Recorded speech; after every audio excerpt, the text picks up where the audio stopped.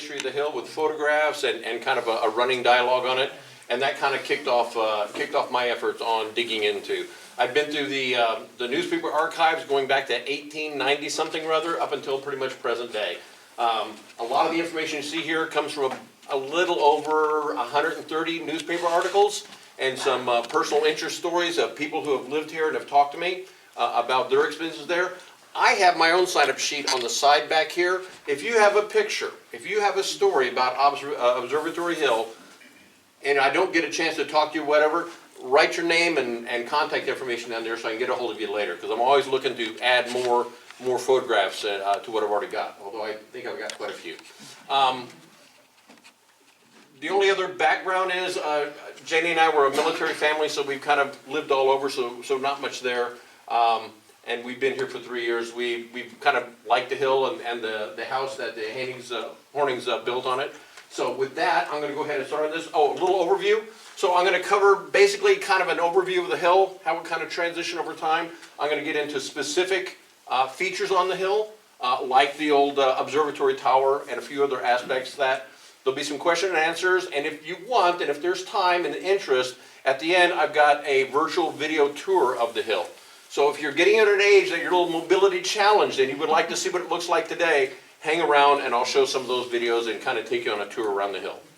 Alrighty, that being said, can everybody hear me in the back okay? Yeah. Good? Okay. Yeah, wife never has to complain about hearing me. I have trouble hearing her, but that's another story. Okay. So, Observatory Hill. As Winfield kind of grew through time, the hill, as you all might well imagine, was pretty much way on the outside of the outskirts of town. In the 1870s, the town was only moved about as far as Bliss to the east. When you get down to pretty much the 1900s, actually the 1885, it was out to Harder Street. Harder Street, I think that's how it's pronounced, right? And then by the turn of the century, as you can see in the photo here, let me get up my pointer. Nope, not that one.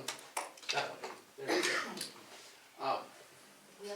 There we go. Put that away. You can see this is one of the old plats from the turn of the century. This is 9th Avenue here. This is College going up this way, and the property sets pretty much in this big box right here.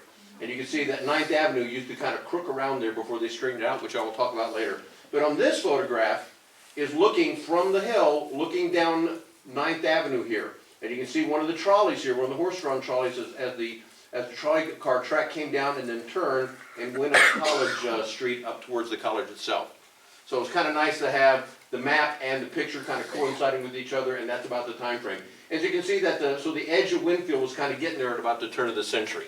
Pretty much a lot of this stuff was a lot of those streets east of College were pretty much dirt roads, and from one of my sources, 8th Avenue was a dirt street up until the 50s? Yeah, okay.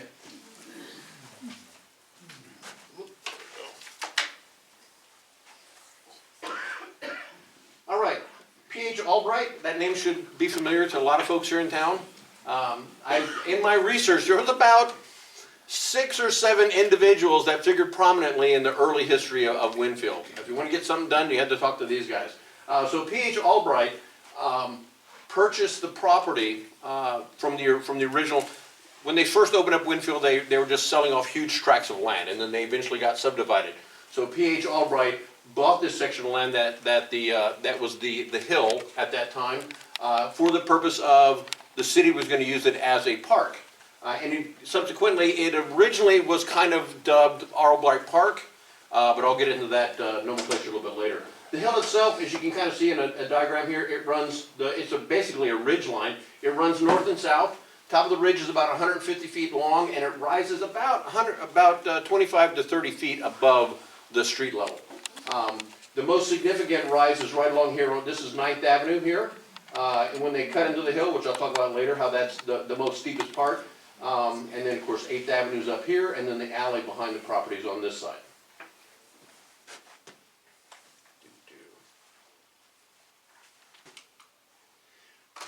I had to kind of Photoshop, disclaimer at the bottom of the slide there. I had to Photoshop these photos to kind of give you an idea of what the hill looked like before the observatory tower was erected there. Until that time, it was nothing more than kind of a rocky kind of scrub grass and a little bit of scrub bushes up there. Wasn't really much going on up there. And of course, if you think about what it looks like today, you can kind of see the contrast. Wrong pointer. Okay, in 1889, Mr. Martin, who had a passion for mathematics and astronomy, had this idea about an observatory, an astronomical observatory being built on the hill. So he got together a few of those notable citizens. They pooled some money together. They hired a contractor to build this tower. So the tower construction started in 1889 and was completed in 1899. The original one had a dome on top. You can kind of see several photos I have here of it over time, starting off in, this is early, when it was first built in the late 1800s and early 1900s, and how it kind of evolved over time. You can kind of see how houses kind of started filling in over time. And this gives you an idea of what the roads we're looking at. This was basically 9th Avenue back in the 1920s. If you look on the picture here, this house actually sits on 7th Avenue. It still exists there today. But this house is on 8th Avenue. It's long gone by this time. There's a slight road leading up the hill there by the time they get the tower up.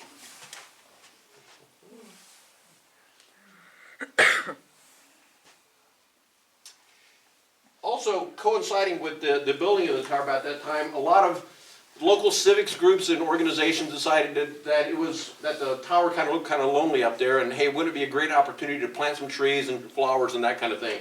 So all from 1900 up through 1919, various civic groups got together and they would plant trees and they would die off because there was no water on the hill at that time, and you know what the Kansas summers are like around here. As time went on, more trees were planted, and the city got involved and said, okay, we're going to have the school janitors are going to water it. And then the trees died some more. So as you can see, by 1920 down here, the number of trees, and over here in 1916, the number of trees that actually survived, about 3 waves of efforts. The groups that were involved were various departments from St. John's Lutheran. The Chautauqua group was helping out. The Rosetta Circle also played a prominent role in the very early days.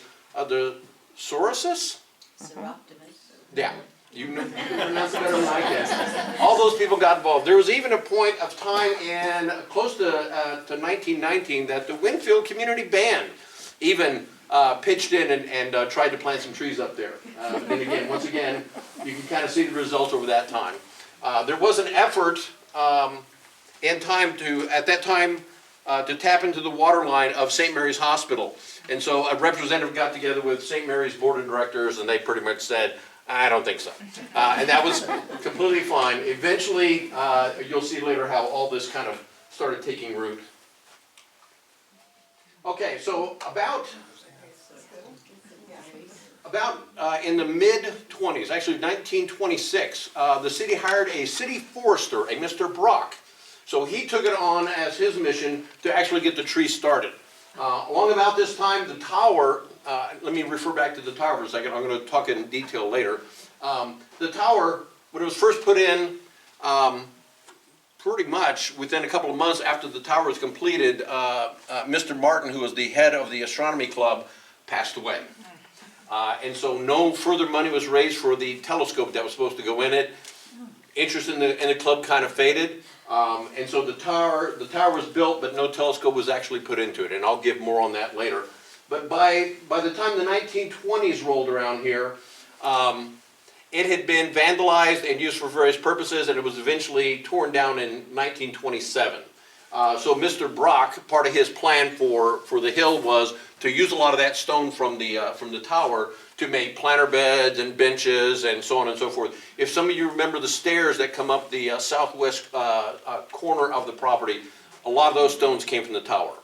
And at the time, when it was torn down, they did leave like the last couple courses of stone to be kind of a semicircular. I don't know if anybody remembers that. And what I'm trying to find out is a date. That they had this, so the bottom part of the tower was left. They had benches put in there so people can kind of sit around in there once they took the stairs to the top of the hill. Eventually, that all went away. I can tell you right now, it's scorched earth up there. There is absolutely nothing of the tower left up there, which really makes me mad, because that tower looks so cool. So if anybody has any information on when that final section was taken down, I would really appreciate it. And you can give that during the question and answer period. So 1920s, Mr. Brock started planting trees. Started off with about 100 trees. They talked about evergreen, but pretty much all the trees that you see here in this 1956 shot, the vast majority of them are either red cedar or northern white cedar. And there's about 200 of them that were planted. Here you see kind of the transitional period from the 20s where they were really small, the 30s they started maturing, the 1950s where they got pretty good size there, and of course in the 1958, they're getting big enough that you can still, this is my earliest aerial photo, but it's nice that you can identify each individual tree that was existing at that time. More about this photo later. There it is.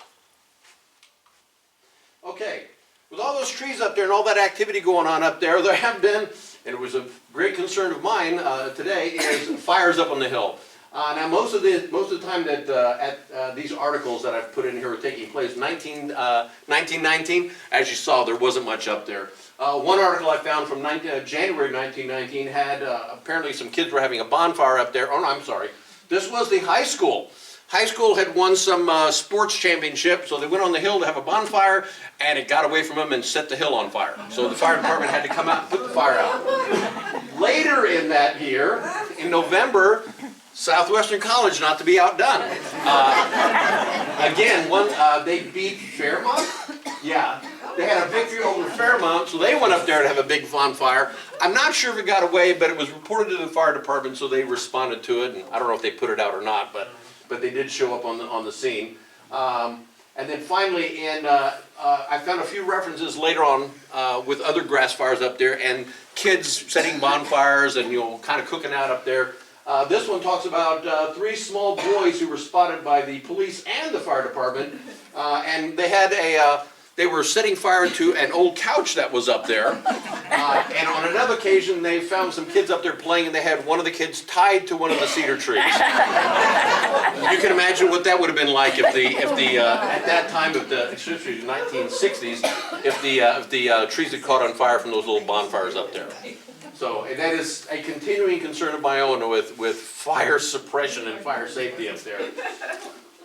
But that's just a little side story. You're not tying me to any tree.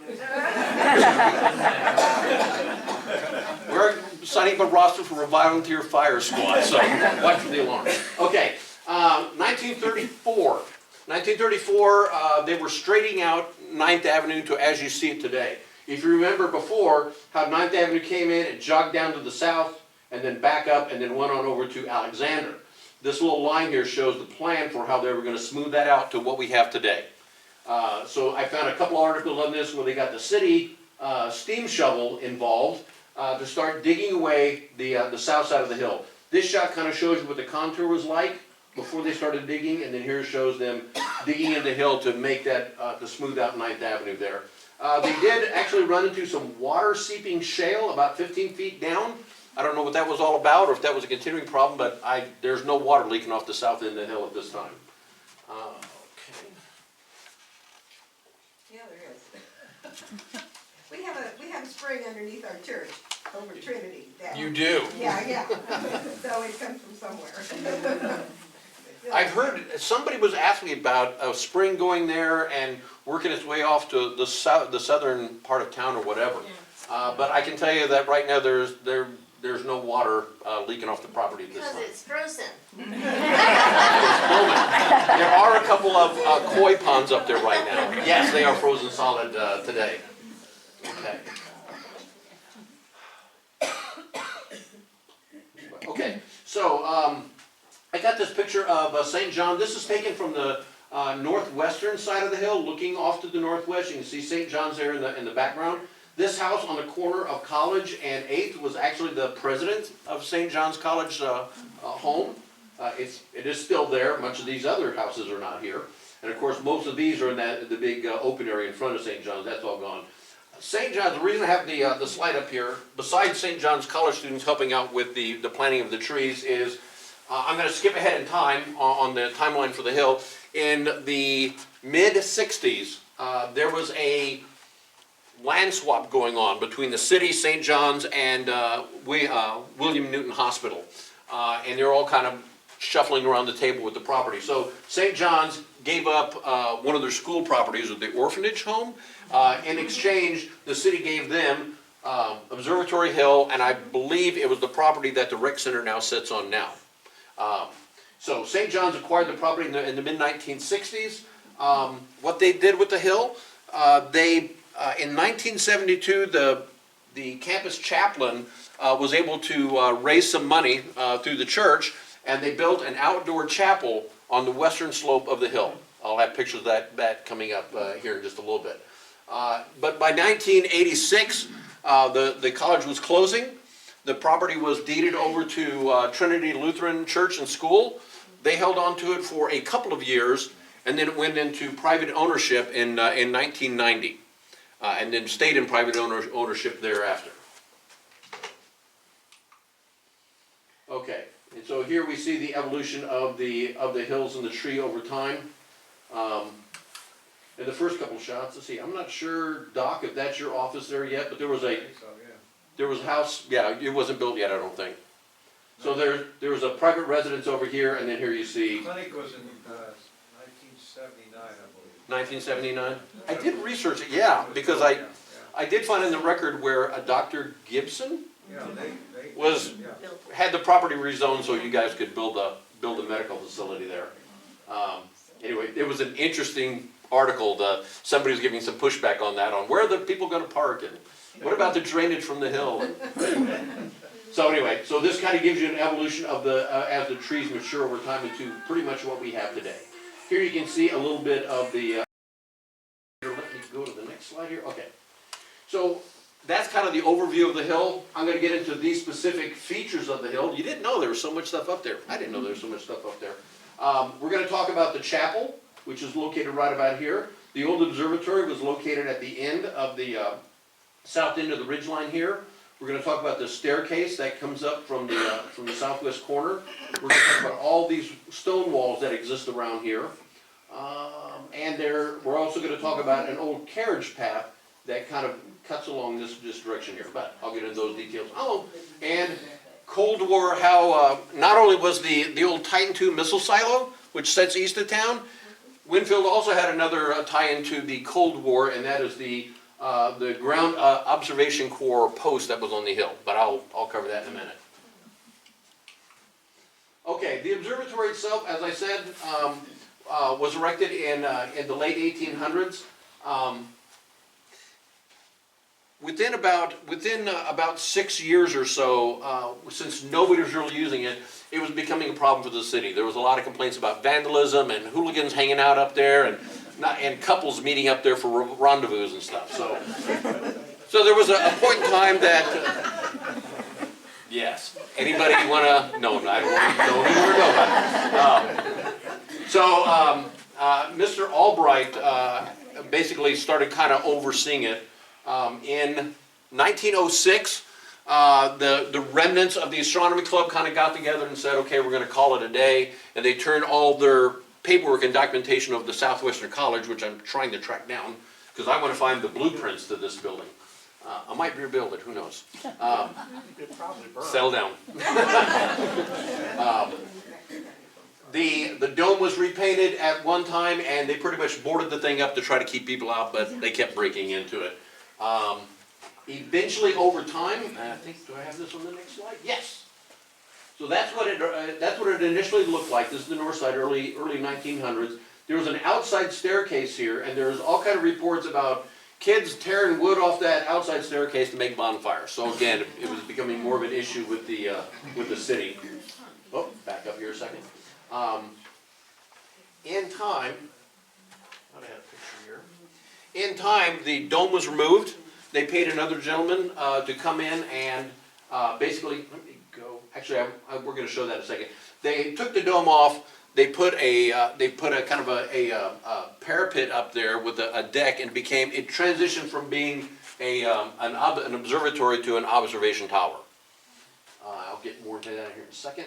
The hill and maybe the tower was actually used for astronomy viewing a couple of times in the early 1902 and 1905. I have newspaper articles talking about a solar eclipse that was observed from the hill. In 1906, this Professor Nowlin gave a lecture about constellations that are visible now. And in 1910, there was reports of people observing Halley's Comet up there, all through January and April timeframe. Okay, here's a shot I wanted to show. So 1910, the gentleman came in and took off the cupola up here and replaced it with this parapet. And you kind of see, so this one kind of coincides to here, and this one shows what it kind of looked like from this and how it kind of changed. This was the north side of the tower, which faces down the ridgeline there. Oh, and so when the gentleman remodeled the tower, they tore off the outside staircase. They built 2 staircases on the inside that you would access the second level and the top level from stairways on the inside.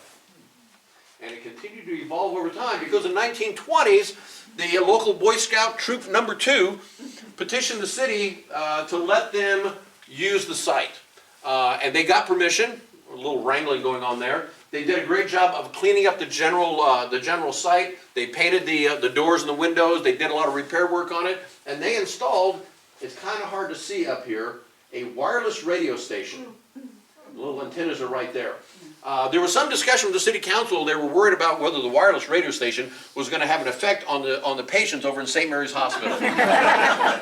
New technology all the time. People were worried about 5G today. So anyway, so that was the issue at the time. I like this photo because these kids right here are the same scouts that are in this photo here. If you notice, these people and these people, same location. So this is all taken on the same day. If you get up close enough, you can look, you can identify these kids pretty regularly. The photo is like really clear. Many of these kids would have been about the right age to be in World War II.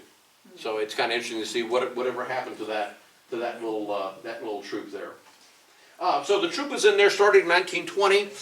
Unfortunately, 1921, while the scoutmaster was away on vacation in August and the scouts were taking a break, somebody broke into the tower and stole all their radio equipment. I know, it was really pretty sad. I have no reference beyond the scouts after that. I don't know how long they maintain a presence on site, if they ever replaced the equipment, but by 1927 they were out, and the city was tearing down the tower because the inside floors were rotting out and things were falling apart, and they just said, yeah, we're going to tear it down.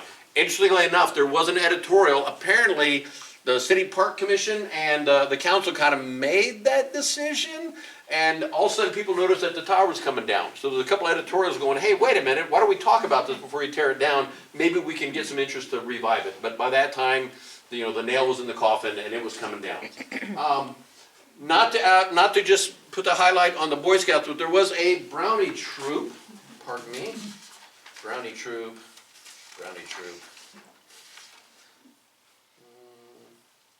Want to get their names right. Halley's Comet. Okay, I don't have it here just readily. Oh, there it is. Boy Scouts.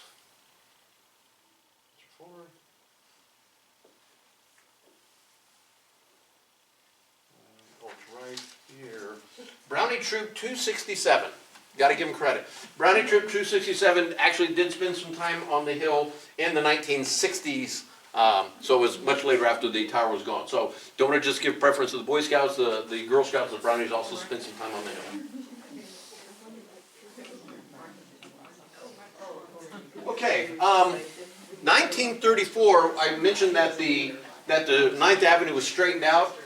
When 9th Avenue was straightened out, I think they might have taken some of the leftover material from the tower, and they started building that wall that you see along 9th Avenue there. This is a picture from 1950s, and here's what it looks like today. So, obviously, you could see a lot more of the hill. Right now, you just got this big green wall on 9th Avenue there. And so it's kind of hard to tell what's back there. Stay later, virtual tour, you can find out what's back there. So they completed the wall all the way down to 9th Avenue and did this little section here. The stairway was already there in the late 1920s when they originally took the tower down. So that predates the rest of the wall. I'll get to the secondary wall here in a second. Here is the stairway that leads up to the top of the hill where the tower used to sit. This is St. Mary's Hospital here in the background there, just across the street. Now there's an apartment complex there. And this is what the stairway looks like today. A little rougher shape, but still serviceable for those that are ambulatory enough to actually make the climb. It's not too bad at the bottom half, but it gets kind of steep up here near the top. Now, 1937, the National Youth Administration, one of those WPA projects under the Roosevelt administration during the Depression. They were running all over the state, all over the country, building, it was kind of like the Civilian Conservation Corps, doing all that, getting people work, getting kids working, that kind of thing. So the National Youth Authority, they actually built some fountains and a restroom facility on Island Park. I'm not sure if it's still there or not, or how much of that is, it's all gone, okay, it's all gone. Well, this is still around. So there's a bronze plaque in the corner of the wall right about here, near 9th Avenue, that gives the date and the project name. And they pretty much built the wall all the way down the alley here. And here shows it being built. All these pictures kind of coincide with the locations. The wall was about 180 feet long, about 4 feet high, and they said about 1 foot deep. It's still in pretty much the same condition. It's not too bad. There's a few spots I've had to patch. This is as it circles into 8th Avenue with the stairs here. This gentleman is standing next to the stairs. If you notice that the ground is kind of filled in a little bit, we've lost about half this bottom step here. One thing I'll point out now, and I'm going to talk about in a minute, is this up here, an oil derrick.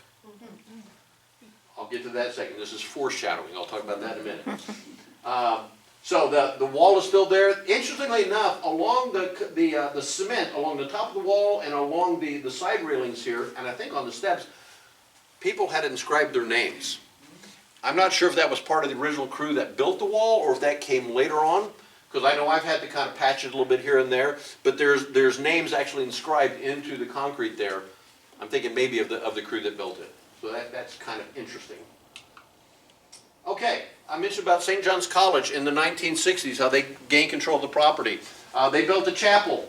This is the chapel right here. This is kind of give you a view in the winter months and in the summer months. They built a chapel consisting of about 6 benches, this cross here, and an altar, a little stone altar down front. That was done in 1972. I've got pictures here showing the cross in 1979, and then they had this International Youth Outreach Program convention in 1981. And so this is a picture taken from down here near the front of the chapel, looking back up towards the cross. So right in here. So all these people are sitting in these seats in here. The chapel is still there, as you can see. I've done a certain amount of renovation on it so far. I've kind of cleaned up the altar a bit. I'm replacing the benches. And I hope to have it available for groups that want to use it at some point in time. I don't have a date yet, but hopefully within the next 6 months or the next year or so. So I'll tell you how you can find out about it at the end. Okay, so that was the chapel that was built there in 1972. It's on the western facing slope of the hill. The carriage path.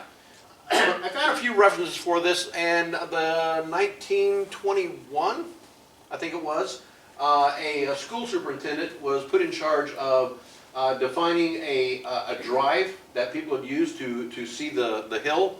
And so I'm assuming, but then I also have a reference in the 1950s when they did this little outpost here on the top of the hill that a road grader kind of came in also. So I'm not really sure on the timeline. If anybody can help me on that, I really appreciate it. But I'm assuming there was this carriage path that came up the slope. It paralleled on a level straight here, which you can kind of see. So this is the level straight right here. Hill is on your right and downslope is on your left.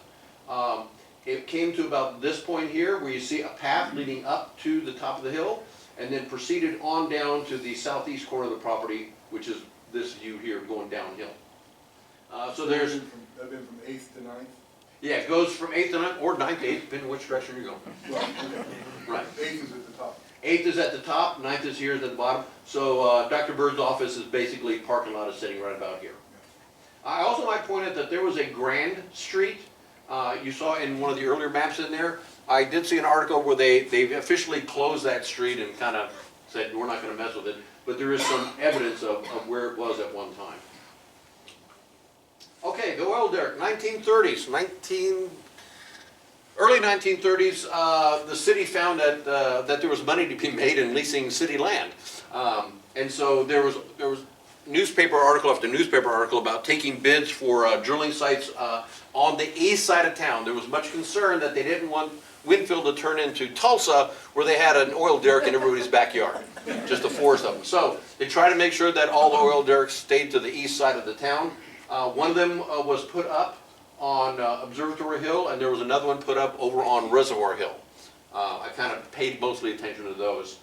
Here you can see the oil derrick in kind of a shadow here in this 1930s photo, and this is 1937 where you can kind of still see it there. I believe I read that they drilled down to about 2,000 feet. There's no reports of them finding any oil or pumping it out or doing any of that kind of work. So this is the type of oil derrick that was up there. I did find the frayed end of one of these support cables. You can kind of see it kind of coming off the sides here. A support cable over here on the western slope of the property. And other than, I have a rumor, I have a story that the cross in the chapel was made from some of the wood left over from the oil derrick. I'm not quite sure if that's correct or not, but I've got a couple of unofficial or uncorroborated stories about that. So that was in the 1930s and up until, I think, 1939 when they kind of yanked it all out of there. Alrighty, we're in the 1950s, Cold War. The Ground Observation Corps.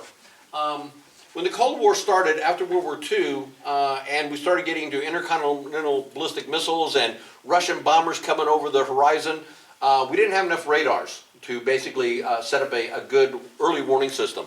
So the government, Department of Defense, got with all these local communities out there all across the U.S. and said, hey, we want you to stand up an observation post so that, and then we're gonna give you a phone that you can talk to a central processing center and let us know what airplanes you see. Nobody really dug too deep and said the Russians didn't have a bomber that could have reached Kansas to begin with. But in order to make the local population kind of feel a little safer in this new Cold War scary age, Winfield signed up to have a Ground Observation Corps post. It was a shack that they pulled over from Struthers Field. They brought it up on top of the hill, and articles say it was one of the nicer ones that you would find out there in the Civilian Observation Corps. I don't have any pictures on the inside. Anybody's got anything, I'd love to get photos. I was able to scrounge up a couple of photos. These two ladies, the lady on the left is Mrs. Collier. She was the post supervisor. And the lady on the right is Mrs. Collins, and she was the chief observer. They were expecting the post to be manned 24/7 with volunteers. How many people signed up? Anybody in this room signed up? No, okay. The most they ever got was like, I think, a little over 30 people signing up. They weren't able to do 24/7, but they did what they could. This was in 1956. It was a stopgap measure. By 1959, the Department of Defense said, okay, we got the radars up, we got the DEW line up in Canada, we got all the radars up and running, so thank you very much, you can go home now. And so sometime after 1959, whoops, the shack up there disappeared. There we go. So if anybody's got any dates on that, I would be happy to hear about that, and you can bring that up in the Q&A session. Interesting point. Besides the 200 cedar trees that were on the hill, there is one lone pine sitting up on the very crest, on the very center top of the hill. It's one of the, if you kind of look at the hill from a distance, it's the tallest tree that you see up there on the ridge line there. I believe that this is that tree from the 1950s, which is kind of interesting that I've got a photo of it being that young, because right now it's probably about this big around at the base. In the photo here, this concrete pad you see right here is basically this corner here is this corner right here, looking from the downslope, and this corner over here is pretty much this corner here. You can see how it backs up the chapel that sits there. When the Hornings took over the property, I believe they built the deck on top of that concrete slab. And then when Donna Wood owned the property after them, she built a secondary deck on top of that. So that kind of gives you a date for all those. Alrighty. Goodness. Okay. A couple of projects were proposed for the hill. Very, some great schemes at one time. In 1909, there was a gentleman that had an idea about building a museum and walkways up there. This is about 10 years after the tower was up there and nobody was doing anything with it. So he said, hey, you rent me the property for like $1 for 99 years and I'm going to build all this stuff up there. There were like 2 articles about that and then nothing else was heard about it. In 1916, Mr. Gordon showed up on the scene and said, hey, I want to build an open-air stadium on the property. 1 or 2 articles on that, and it disappeared. And then in 1919, this is one of the most substantial ones, Mr. Ireton had a son in World War I. I don't know if he was killed or not, but he was pretty persistent with City Council of, we want to turn the tower into a World War I Soldiers Memorial, or a Great War Memorial at that time, because we didn't know there was a Second World War coming. So he hung in there pretty persistently for almost at least 6 months to a year. A number of articles trying to raise money, trying to get a engineering company to talk about the other buildings that they wanted to build along with the tower up there. His effort lasted longest, but then again, I find no reference to whatever came of the idea. It just stopped showing up in the city council minutes. There's always been sledding up on the hill. I do have an article from, I believe, the 1950s that the Kiwanis were sponsoring a sledding on the hill and they were offering hot chocolate. There was another article about Mr. and Mrs. So-and-so's little Johnny was sledding on the hill, ran into a tree and knocked himself out. They assured the community that he was fine afterwards. So the sledding has been going on for a while. How many people here are sledded on the hill? Yeah. Don't try. No. I've heard a lot of the stories. I want to hear any of those unique stories you have. I would like to hear them and kind of document them for the record. But here you can see a photo from the 1950s and the size of the trees that you had to dodge around in order to get there. I understand it was great fun to sled off the hill or sled off the wall on the west side of the property there in the alley and take that drop off there as you're headed towards college. If you want to do that today, I need a liability release on that, but by all means, of course, Doc's right next door, so he'll be able to take care of it. Okay. Do you have any of the lease paperwork? Was it ever really legal and signed and recorded? The 99-year lease? Oh, no. All I know is the 99-year lease, it appeared in 2 articles in the paper as minutes from the city council meeting, and no other reference beyond that. Okay, so the property went into private ownership after going from the city to St. John's to Trinity Lutheran into private ownership in 1990. The house, this is kind of a map of the property. North is that way and east is that way. 8th Avenue, as you can see here, 9th Avenue, and then that alley along this direction here. Ridge Line runs north and south. The Hornings built the house, which they dubbed Lone Time Lodge, on the eastern side of the slope.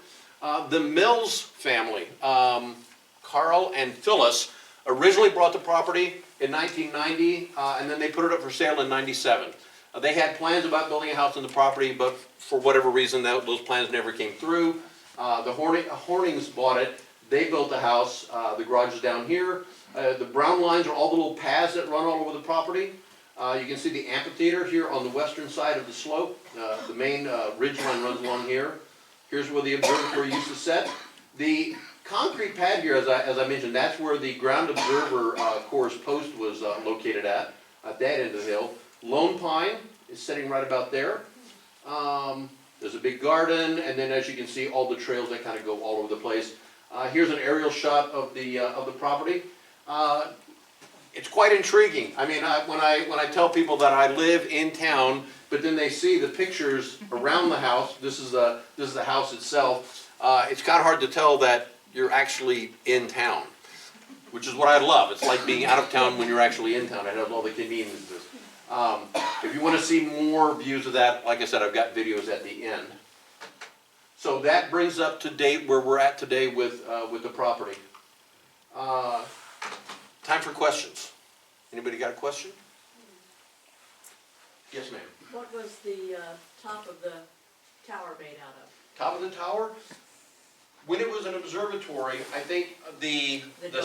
second floor was the only upper story there, and then the telescope was gonna be sticking out above.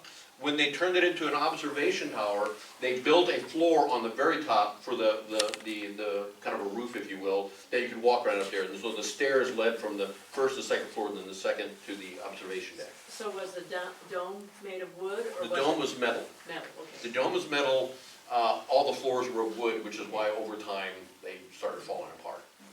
Another question? Yes, sir. I'll say it, so people can hear me. In my research, Yes. I came up with the Jehovah's Witnesses. Okay. Did you get any stories about that? I have a couple of stories, I was gonna mention that with St. John.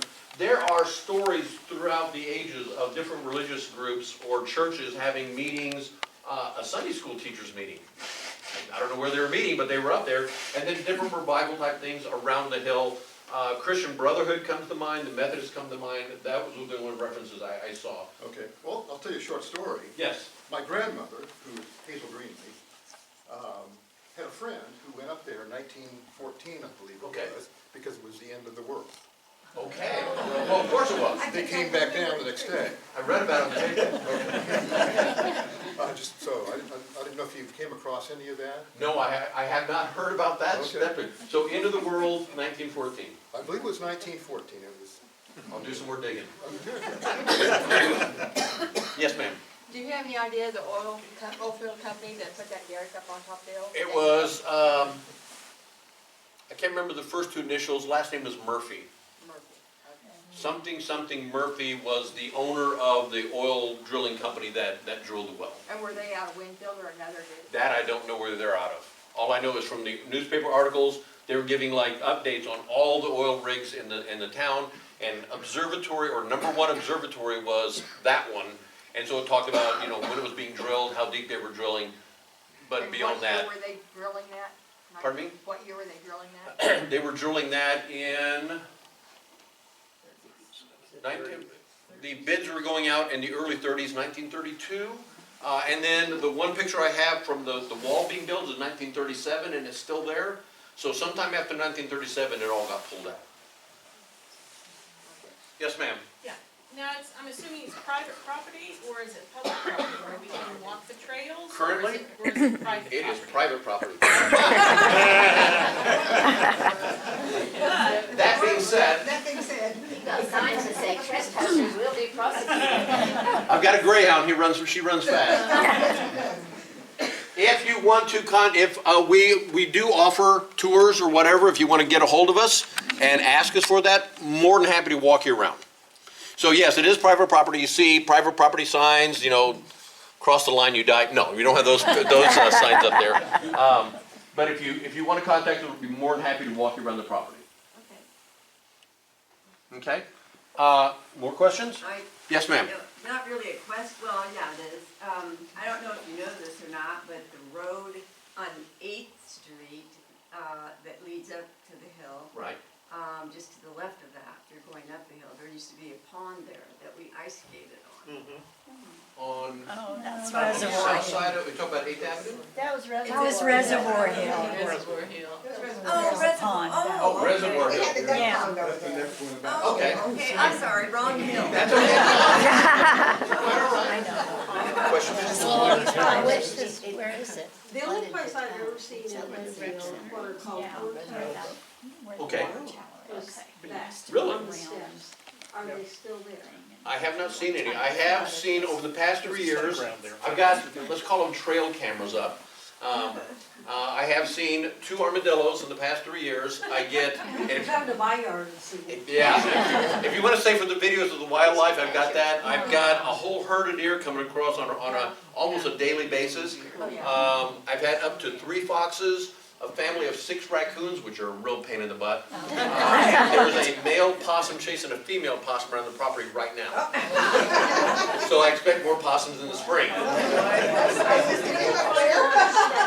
Yep. They were on on the steps, and that's the only place I ever saw them. Probably when it was more sunny, because the steps are pretty shaded now. Yeah. Oh, let me put this offer out right now. Anybody here from the local gardening bunch? Wonderful.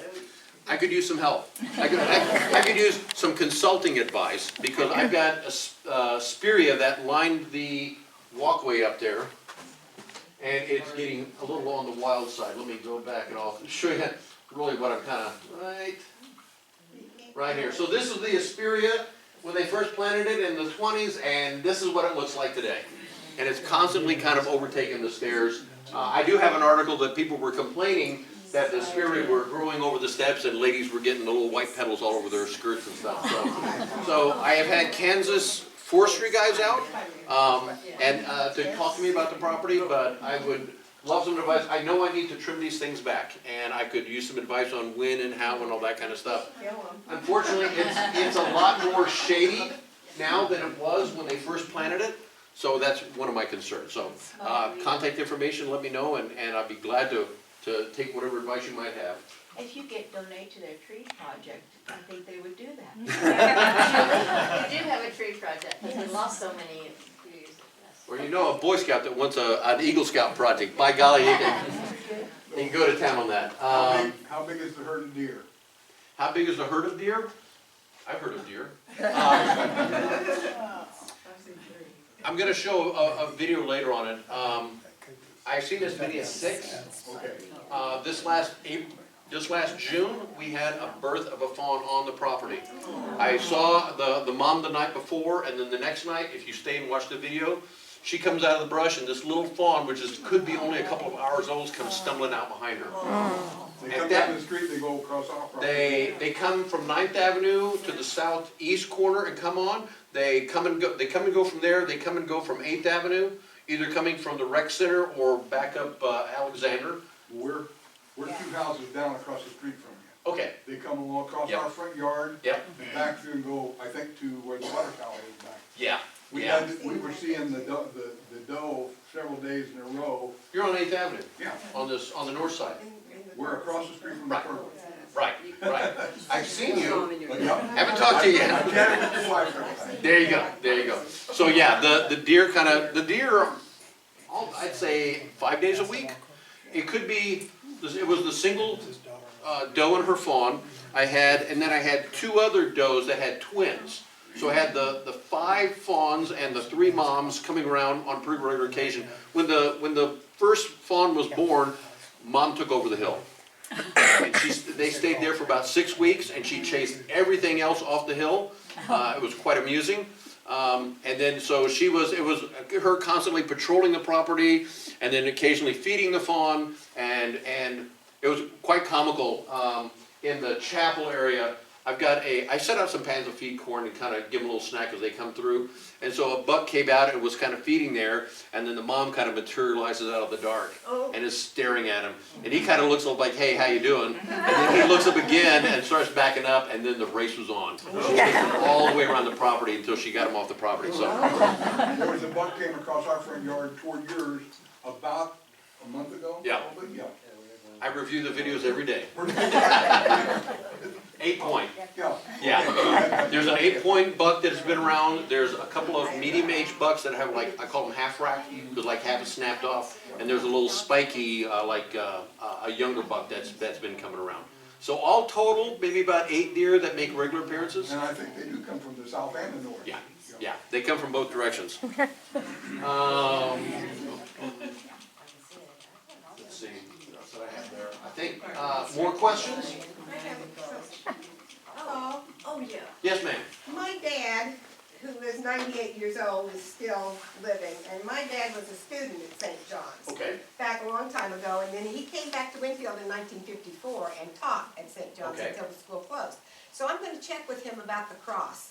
And Yes. find out the information about that, because he would know whether that's where that came from. Any photographs you might have would He be might have much some, welcome. because he does the student reporter, the St. John's College paper. Okay, yep. What's his And name? Wally Bearhorst. Okay.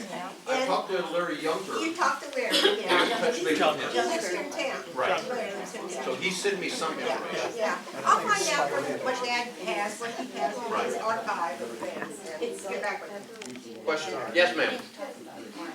About what the height of that tower was, The height of the tower? diameter of it. Okay, the dimension of the tower, as best I can figure, my background in photo interpretation, the tower was about 20 some odd feet across, a little bit more than 20, a little less than 25 feet across, and probably about a little over 25 feet tall. Rough guesstimates there. Again, if you stay for the videos, I bought a drone, and I give you a look of, if that tower still existed today, what view would you have from that tower? So, anyway, and we can get to that, but we got a few more questions? Do you want comments too, other than? Comments, please. Sir? I was a member of the Ground Observer Corps. You were? Yes. Did you get the little badge? Yeah, I don't remember the badge. This is in the mid-50s. Okay, yep. Marie Collier and I worked together. Excellent. And what we would do is when we saw a plane, we would pick up a phone, which was a direct line to someplace. Up in Hutchinson, there was a filtering center in Hutchinson. Okay, and we had our own call letters. Phil with Jarvis was a part of that. JH01B. Okay. And we would say, this is Juliet Hotel 01 Black. And we would say there's a plane coming from the northeast heading southwest. And one time we got to, we reported there were 2 planes over Winfield. And the comment was that they were refueling. Oh, yeah. And so the courier came out and took a picture of it. Big deal, I guess. I did some research into the Corps and found that the Air Force generated a manual on, okay, you're part of the team now, and here's all the training you need to do, and learning how to spot aircraft, and how to get the information in the right format to the right people, so How old were you? yeah. Well, that would have been about 13, 14, something like that. Okay, excellent. I would like to meet with you later and get more details. I was doing the same thing in Burden, but we didn't have nearly as many planes. But you were looking. Dedication, that's what I was saying. He also said he remembers Right. sledding on the hill. I'll talk to you at the next Rotary meeting. We'll have to get together, and I need to get all that down. Any other comments, questions? Yes, sir. My name's Alan Brennan. I grew up at 1706 East 8th, which is across the street from Paul's driveway. I spent a lot of time playing on that hill. Sledding. In the early 60s, we had a lot more snow than we do now. We went down the east side, not off the west side. Oh. My grandfather built a house on the corner of 9th and Alexander in 1925. In the early 1930s, or sometime in 1933, they made plans to rebuild the highway there. So, in late 1933, he went to Dark City and talked to man about moving his house, my grandfather's house. In the fall of 1933, he and friends of his and relatives hand dug a basement behind the house, the north side of the house. And this man from Ark City came up and started on New Year's Day 1934 and moved the house back onto the new basement foundation because the highway was going to angle across the front of his property and the house had to be moved. After the house was built, he paid the man $100 for doing the job. My mother was born in 1927. She and her siblings spent a lot of time playing on the hill also. She said when she was a child, they would go up there and play. And she remembers sitting on a rock wall up there where the observatory tower would have been. And she had to climb up onto it. So it would have been 3 or 4 feet tall, I'm guessing. If you find the construction pictures for the highway. Yeah, you gave those to me. Yes. Yeah, thank you. I forgot to mention in the acknowledgements. So My yeah, grandfather took those pictures of the highway construction around the hill. you're talking about the house you're talking about was sitting on this corner lot right here. Yes. So when they cut this through, you guys lost the front part of your property. Yes. And so it was either move the house or Yeah, tear it down, yeah, He yeah. built the base, moved it back. Yeah, and all All this through here got taken out also. I don't know if there were any houses there at that time, Probably not. probably not. Okay. My family owned that house until I sold it last year, so we owned the house for 99 years. So,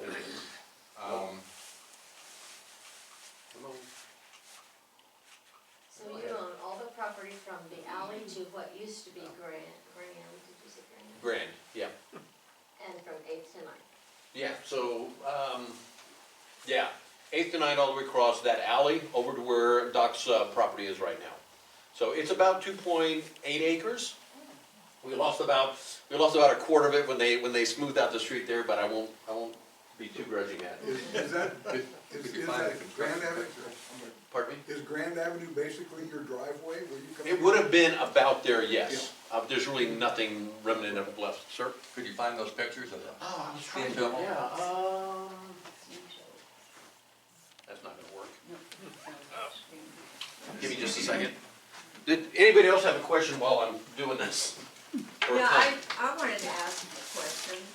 Yes, ma'am. When you were showing the picture of P.H. Albright, I Yes. believe, my sister has done quite a bit of research and I've read some of the newspaper articles that she had. Did you happen to hear of the name Charlie Black? No, I did not find Charlie Black. Okay, because I think he was, around here when the town started. He used to travel back to Chicago and take cars with him Oh. to entice people to come and live in Winfield. Yeah, said he threw great parties in one of those big houses across the street from Memorial Park on Kent. Right. Yeah. Keep skipping Played a over. lot There of we go. instruments. That lower right-hand picture, Yeah, I guess so. No. clear to the right, He had a lot of stuff on it. about 2/3 of the way up on there, it looks like there's something flat. Oh, right here? No, clear to the edge of the photo. Clear to the edge of the photo, right there, a little higher, there's something flat. I don't know if that's stone from the tower or not, You know, but my that's entirely mother, possible. my mother said she played on a rock wall, there was remnants of the tower when she was a kid. That's, So that, Had noticed that she may was be it. 7 years old when that picture was taken. yeah, that might be it. Yeah, I hadn't really noticed that in that shot, but that I could don't be know. it, because that's about the location for it. And my grandfather also helped build the stone wall along the south side in 1935. The road opened in 1934 and he helped build the wall in spring of 1935. Any other Thanks, comments? Ellen. Questions, comments? Yes, ma'am, I'm sorry. I was gonna say, when I was a kid, I used to like to go up there and play. I think I went to the Christian church, and after Bible school. Right. The church was on Alexander, so I'd go over to the hill. And I remember that there was like a cement slab up there. Right, that's but where that the- was all that was there, but, and I thought, well, when my kids were a certain age, I thought, I'm gonna devise a treasure hunt and leave clues around. And so that hill was one place I was gonna go. Come but- on over. Well, there were signs up, private property, and I said, oh, well, when did that happen? Of course, Has to keep the riffraff out, but. Got the contact, I've got contact information up. I was also going to point out, let me go back to that slide. There is, go the right direction? Yeah, okay. If you want to keep track of what's going on, I've established a Facebook page. So go search on this in Facebook, and I post up there all the time. The deer running around, what it looks like in the snowfall. I put historic little comments up there also. You can leave comments on there. Also on Google Map, you're also gonna find Observatory/Meditation Hill. I don't update that one as much, but there are some photos there also. If you don't have Facebook, you can go to Google Map. This is an email, they can contact me, or a phone number, text. And I got the sign-up sheet back here, if you write that down, and I can get you on the hill, no problem. Bring the kids, bring whoever. Oh, Okay. Yeah, we have That'd be no fun. problem with people coming by. We'd just like to know they're showing up. We had an open house back in December, and I did have a lady kind of show up on the hill the next day, unannounced. And my concern is that I saw her on the very top of the ridge line. If she'd walked over to the stone steps and fallen down, nobody known that she was up there. So just for liability and personal injury comments, just let me know you're coming. You can even show up at the front door, and that's a hit and miss, but that would be fine too if you don't contact us ahead of time. Put Sir? your contact back information back. Yeah, I'm sorry. How did I get that far away? Yeah, well, take a picture of that. Save that. Any other comments? Oh, thank you, Paul, this was fantastic. If you want to take a little bit of a break or whatever, and if anybody wants to come back, I will give you a virtual tour on video in here. So, Yeah. or you can sit tight and we'll start right away. Whatever you want to do. Stand-up stretching. Right. You can do the And I'll- video tour, I'll set and I this know up. some of you have other things that you need to do, so we are very grateful that you decided you wanted to come spend an hour with us, and hope to see you all in March at the museum that time.